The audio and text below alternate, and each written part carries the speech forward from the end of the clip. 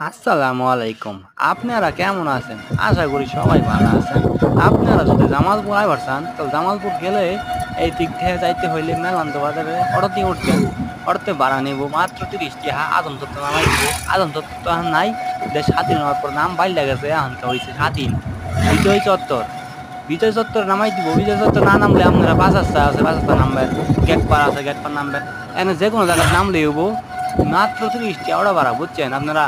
আপনারা যদি নামেন জামালপুর গেট পার ওখান থেকে নাইমা অটোতে ভাড়া দিয়ে ৫ টাকা দিয়ে যাইবেন লুইস ভ্যালি পার্কটা অনেক সুন্দর জামালপুরের মধ্যে।